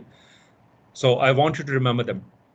Without any external influence or interference, required information for the job is provided to him, does his job with full confidentiality, and outcome of the task is shared with you only because you are the boss to Alan. You know, just to give you an example of this thing, in university, how a university functions, we have different departments. For example, say examination cell, controller of examination is there. The people who are working in, say, examination cell, they are not supposed to disclose the information about the result with any person who is not a part of the examination cell. Right? The same way, function, once I design a function, then all the variables, all the statement which lie in that program, they belong to that particular program only. So the variables or the statements or the variables which will be generated as an outcome of a particular program, that will not be displayed in the workspace. OK, so that's the idea. Now this is how function works. This is the main file. You can make separate sections as I gave you the example of examination cell. So this is examination cell. This is admission cell. This is HR. And this is the main program. Suppose the Office of Vice Chancellor, he wants to call, say, some information from the admission. He will call the admission in charge. He will get the information regarding that thing. He wants to get the information about the result. Then he will call COE, and then he will do the function. And this is how the university will function. Now this is kind of a formal thing. I'm going to skip this. Constituents of a function. I will take the example and this will become clear to you. So this is kind of a syntax. So this carry forwards from the last slide. Function. This is the name of the function, and input variables will come here and output variables. You see the brackets are different here. These are round brackets. Here they are square brackets. Round brackets are meant for input variables.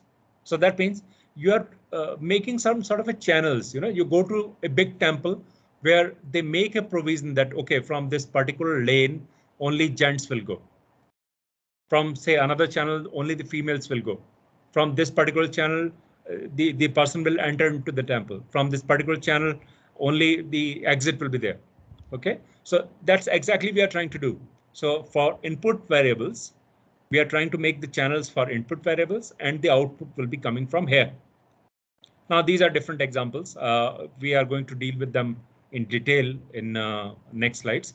But function will may have no output, no input, or no output or no input. I'm going to take the examples for each of them. So this is the simplest possible file I could take. Function cube x.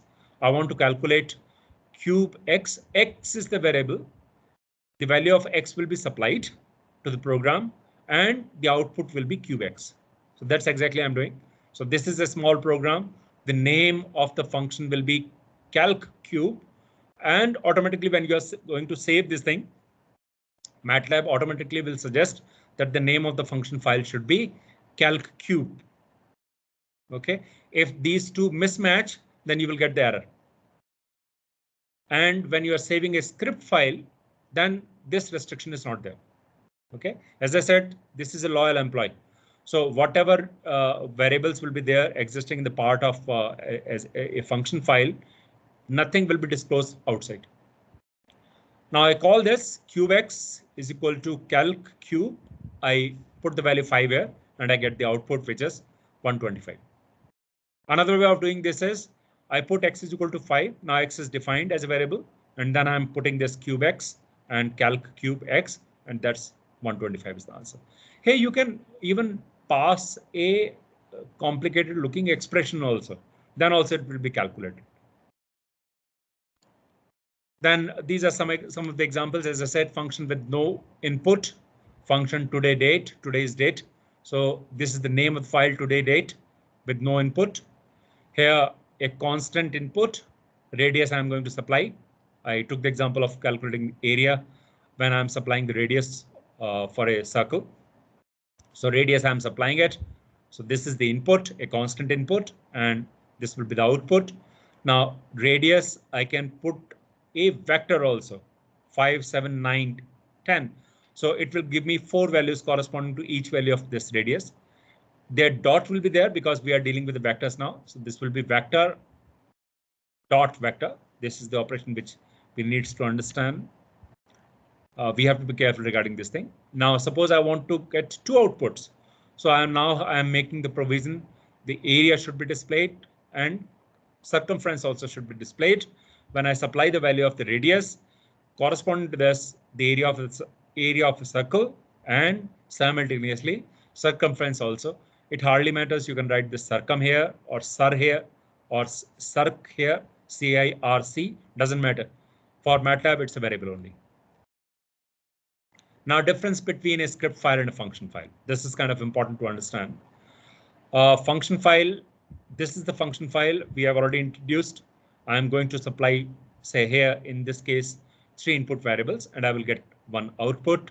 So 2, 3, 4 I'm supplying, and the output will be this 2.9047. This is a script file. Here I'm putting these values. A is equal to 2, B is equal to 3, C is equal to 4, and I'm calculating the value of this area. The formula is here. And now I want to see the difference. Just type whose on the command window. All these variables will be available on the command window itself. You will be able to see these variables in the workspace also, which is bad feature. Why? Because many times you don't want to disclose this thing. I gave you the example of examination cell. you don't want to disclose it. And many a times you want to share the information with the rest of the world. For example, how many students are placed from a School of Physical Sciences? I would be very happy to share this information on LinkedIn or Facebook, right? So it is not something like a script file is good or function file is good. It all depends. What's your purpose? OK, and the good thing is that you can combine the best features of these script files and functions files in a good program. So this is the main file. This file may be a script file or a function file. You can call these functions as per your requirement. But the condition is, if it's a function file, then you can put these functions file in the same file. But if it's a script file, then in the same file, you cannot put these functions file. That's a protocol. OK, I'm going to discuss the protocol in detail also, but that's a condition. But if these script files and function files are in the same folder, then you can execute it. OK, so let me just repeat again. This is the main program. The main program may be a script file or a function file, and you can invoke these functions into the main program. The main program, if it's a script file, then all these files should be in the same folder. And if it's a function file, then you can call these functions as a sub function also, or nested functions also, or if they are in the same folder, then also it's kind of allowed. Now let me take a few examples.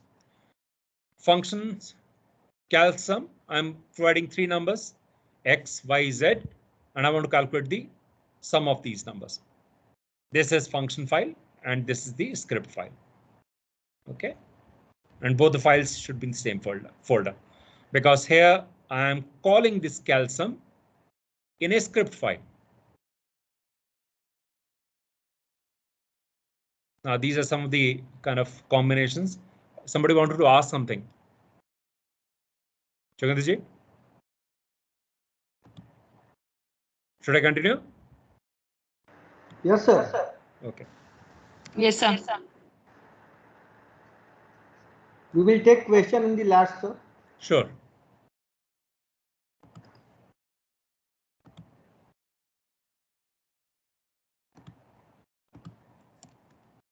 Yeah. So a script file, as I said, it can call a function, but the file should be in the same folder, but you cannot put functions in the same program. OK, a function file. OK, you can place these functions in the same file. That's valid. You can put these functions in the same file. That's also valid. In that case, they will be called function file. When you are calling a function, the only condition is that these function file should be in the same folder, which is allowed. This is the main function. You can call the functions and you can place these functions also under the body of the main function. In that case, it will be nested files. And then you can, of course, call the functions. You can place these functions in the function file itself, and you can nest the functions into the function files also. So this is kind of important slides. Now a function file, calling a function file, I gave you the example function sum of nums function. This is the name which I gave to my function file. And here, this is another function. So I'm just making sure this could be a script file also. In that case, I would have put this function sum nums calc sum in as a separate file, but in the same folder. But as I said, if I'm putting this as a function file, then I got the liberty that I can place this function file, and that's a good practice because I also want to see all the programs, all the function files in the same program so that I can keep a track what exactly if a particular function is doing and how it is behaving. So this, if I remove this, then it could be a script file also. In that case, I would have put this as a separate file. But as I said, this is function and this function will be a sub function to this function file. Protocols, any number, use any number of functions as sub functions. There is no restriction on that. You can call a function any number of times in your program, so there is no restriction. You can call a function in any order. If you have more than 2 functions, you can call them in any order. So this is the example. Now, because the theme of this workshop is differential equations, so gradually I want to move into that thing. This is a simple differential equation, and for that, the exact solution is also available. So this is function, solve simple ODE. As I suggested, the name of the file should be such that it should indicate what exactly could be the content of this particular file. Then TY, ODE 45 is the built-in solver available in MATLAB itself. Then at the rate y prime. So this is y prime. This is where it is defined. So function ydir is equal to y prime ty, and ydir is equal to exponential this. So this is how I'm defining my differential equation, and this is the code for exact solution, just for the sake of comparison. So plot ty. So this will be the computed solution, and I want to compare it with exact solution. So in the same plot command, I put this t y exact t also, and the exact solution will be in red color, and the computed solution will be in blue color with marker star. Okay. Now run this code to see the output, so that I'm leaving it for you. This is another style. Now I'm doing this nesting. This is a function file, and this function file is nested in this function file. What's the benefit, or what's the advantage or disadvantage of, or what is the comparison between using this sub functions or nested functions? That again will be interesting thing. So we'll come.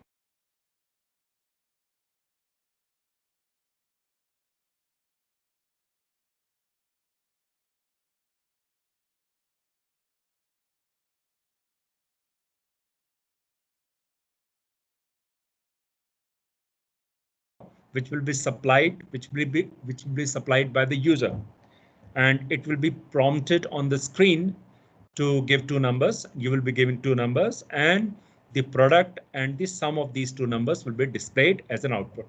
So this is a function file. You can see this. This is function file. I simply put this name function and this, and now as I said, advantages that nothing will be revealed to the outside world. This is third way of doing it. N1 and N2 are supplied by the user, and then this will be the output. So the same thing you are writing in three different styles. OK, now this function file is ready. As I said, whatever will be done in this function file, it will not be disclosed. It will only be disclosed to its boss. So this is the main program. This is the boss. This is the script file, and I'm going to call this function file into the script file. Right? The only condition is that this script file and the function file should be in the same folder. This is with sub functions. You can see here.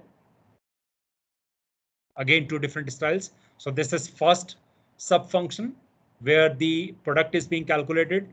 This is another sub function where the sum of these two numbers are being calculated, and I'm going to call these functions here, and this will be the output. So I'm kind of dividing the work, which is kind of essential. And you have to learn this art if you want to write a good program, because the benefit is that you will be able to check the codes in segments, whether it is executing right or not, whether it is giving the expected answer or not. This is another example of doing it. The same thing, the area I want to calculate, and the radius I'm supplying. OK. So this is conditional statements. More or less, they are same. If you have any idea about any programming language, the same stuff you can do it here. The only thing is, I would suggest at this point that you should avoid nesting in if conditions. For that, I will give you one example. So this is a program where you are comparing two numbers. X and Y are supplied by the user. If X is equal to Y, then print two numbers are equal, and if X is greater than this, then one more if end. This is another style of writing this. If X equivalent to Y, not equal to, equivalent to y, because here you are comparing two numbers. Then else, then again nesting you are doing it. So this is when you want to pick the largest of three numbers. So many times it is helpful to write a flow chart, to make a flow chart to check whether the execution is correct or not. This is one of the complicated ways of doing it. Nesting is done inside these conditional statements, and you can avoid it. If you are a smart programmer, then you can use here I'm comparing three numbers and I want to pick the largest of three numbers. So if command I used, if A is greater than B, then inside that if A is greater than C. So this condition should be satisfied first, and after that this condition also should be satisfied. So I will try to avoid this way of programming. I will simply combine these two conditions in one statement. A is greater than B. A is greater than B, and simultaneously A is greater than C. If both these conditions are true, so that contributes to logical end. Logical end. So that's the operator which is available in MATLAB. Then similarly, logical or operator is available. If any of these is true, then go ahead, otherwise stop. So the reply is Y, capital Y or small y, then coffee is available on reception, else have a nice evening. Okay, so these type of statement. Then this switch command case is there, which is readily available in any of the programs.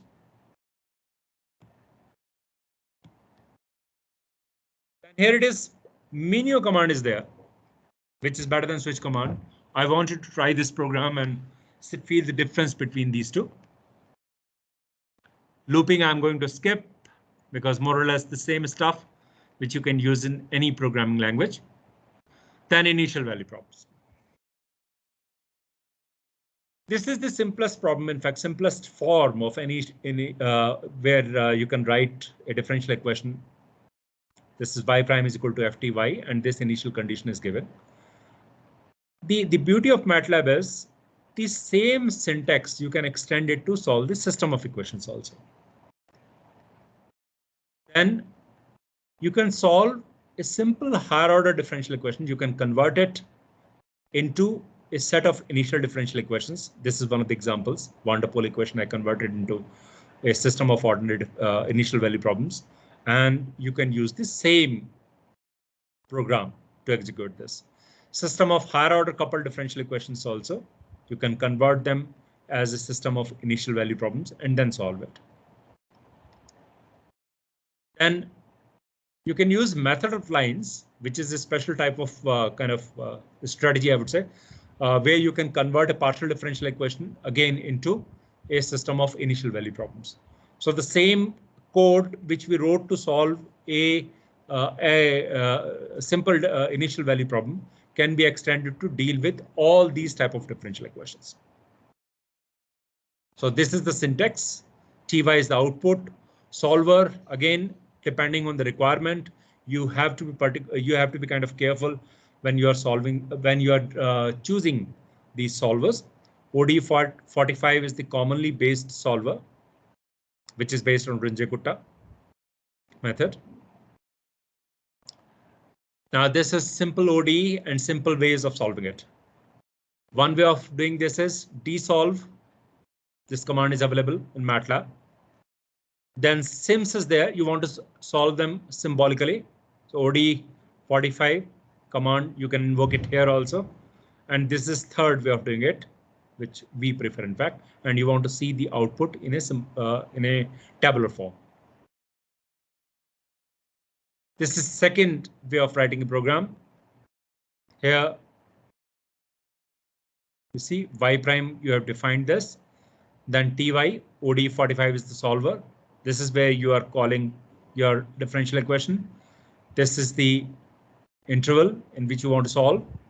And then this is the initial value. Figure 1, you want to plot the computed solution. Then figure 2, you want to compare them with the computed solution. This is third way of doing it. Function file as I do. Here it was a script file. Here it's a function file. Right, that we already discussed. This is another way of doing it. So this is a function file. This is sub function. This is another sub function to it. And this is the output you can see on your screen. This is the code to demonstrate how you can solve a system of initial value problems. You can see this stuff will remain almost same. The only thing is how you are going to change this differential equations, how you are going to deal with these three differential equations. OK, now this is another kind of important aspect. Here I'm using the concept of sub functions. In the next program, I'm using the concept of nested functions. You see here, new term has coined, which is global. Rho, beta, and sigma. These variables are declared as global variables. And here also in the sub function, these variables are declared as global functions. So this is kind of, the master program, main program. Here it is declared, and this program is a sub function to this program. Both of them should be in the agreement that this information or these variables will be shared with each other.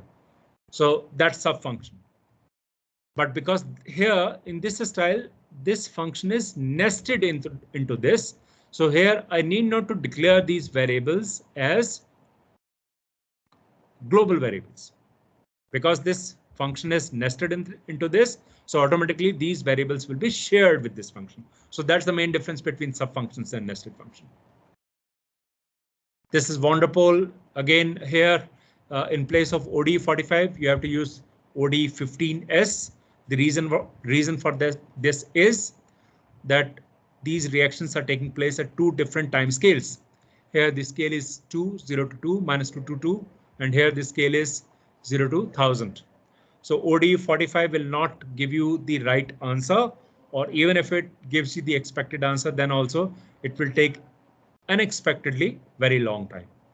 This is another example. Somebody was asking the code for solving the differential equation bifurcation analysis.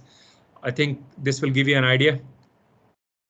You can deal with very complicated looking differential equations, and for this bifurcation analysis thing, the only commands which you need to use is queer plot and contour plots.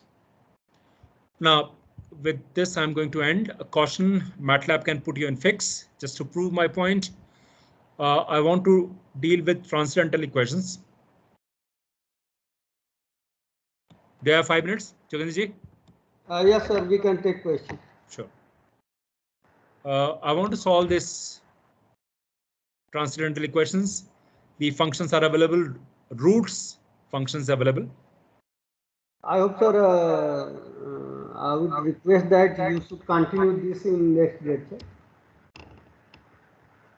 2 minutes, Harley? Yeah. OK, sure. So F0 is another function. And then you see, if you want to see the output also, you can see these outputs in detail. Now I'm going to give you a very simple example. I want to calculate the roots of this x plus 6, x minus 7. And you can draw, and it's easy to verify that the roots will be x is equal to minus 7 and x is equal to 7, right? So up to here, this is fine. F0 is giving you the expected answer. But now x plus 6 whole square x minus 7 is equal to 0. I'm expecting that it will give me double root at x is equal to minus 6 and one root at x is equal to 7. And you see, if I give the initial value 6.2, it gives me the answer NaN, not a number, and MATLAB fails. OK, here also, if I x plus 6 whole square x minus 7 square, I'm expecting that it will give me 2 roots at x is equal to minus 6 and 2 roots at x is equal to 7. OK, and here also MATLAB fails. Now this is my last slide. This is the book which is available, as I mentioned, available in 130 countries. More than 500 running codes are available in this book, and I've already started getting very good comments, reviews regarding this book. So I encourage you to go through this book. I don't have much time, otherwise I would have shared the related programs also with you and the table of contents.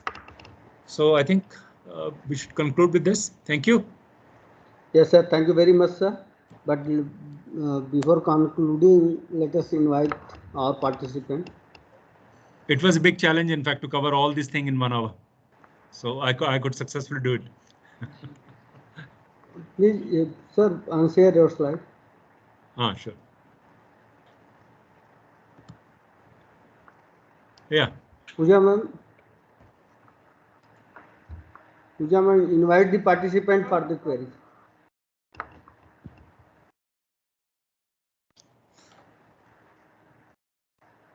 Thank you, sir, for making MATLAB more friendly to us. Thank you very much. If there is any participant who want to ask something related questions to our expert, then please continue. Please raise your hand if anyone wants any questions. Hello, sir. Hello, sir. Yeah, Please, sir. Yes, sir. Sir, is it free? Is it free software, sir? No, it's costly software. In fact, the free version is Octave. How much, sir? This is not. No, if you want good things in your life, nothing comes for free. Simple as that. It's a proprietary software. It's commonly used for scientific computing. Most of the universities, they have it. Okay. But Yes, yeah, it's so very, suppose, efficient. It's very efficient. Our college provide this software. How much?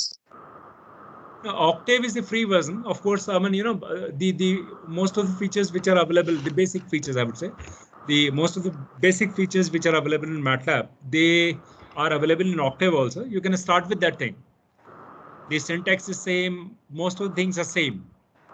Okay, but advanced, say, toolboxes, MATLAB is a big collection of toolboxes designed specifically for specific purposes. For example, a toolbox is available for image processing, for solving partial differential equations, for optimization, for symbolic calculations. These type of things are not available in Octave. But if you want to do programming, or if you want to do some, plotting sort of thing, everything can be done in Octave. Okay, sir. Thank you, sir. You can also use Scilab, right? Scilab is also there. Yes, Sonali. Sir, can you please explain me the script file and function file once again? And one more question I Say want. it again, please. The script file and function file, sir. Right. And one more, that whenever you are writing before the open bracket, that is already defined, or we have to give the name?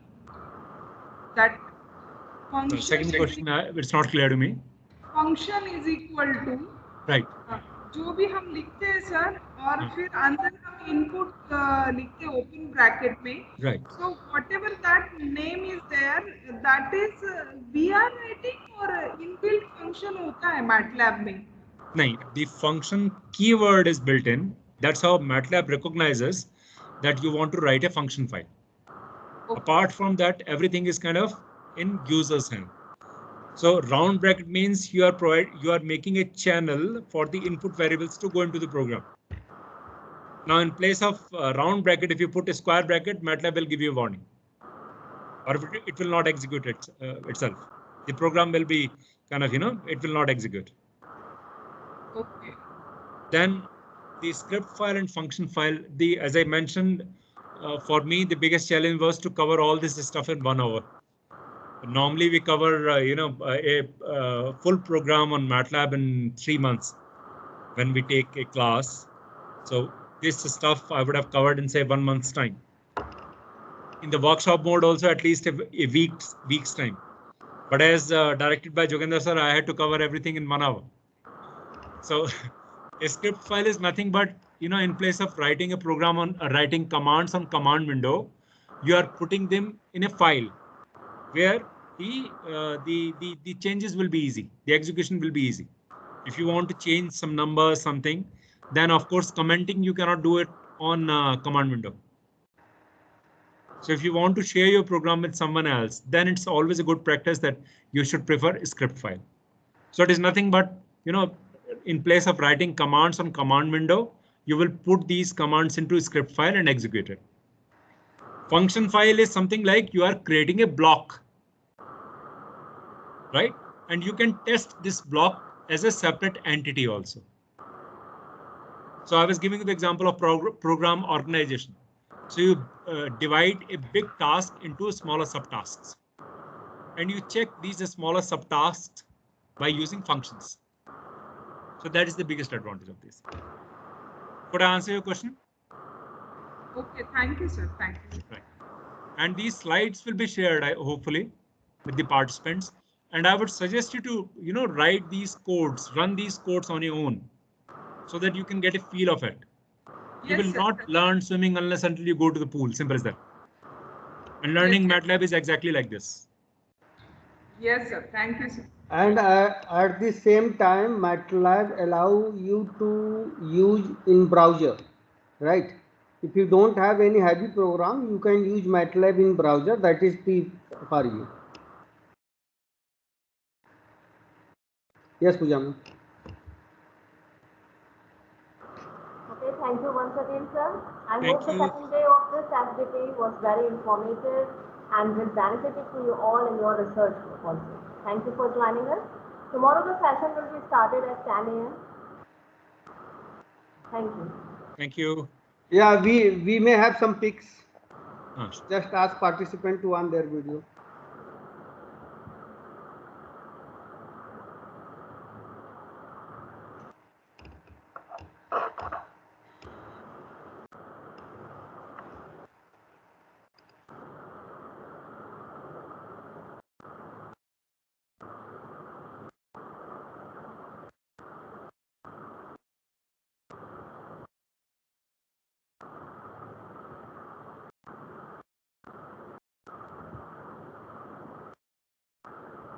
मेरा camera बंद कर दिया गया है ऊपर से.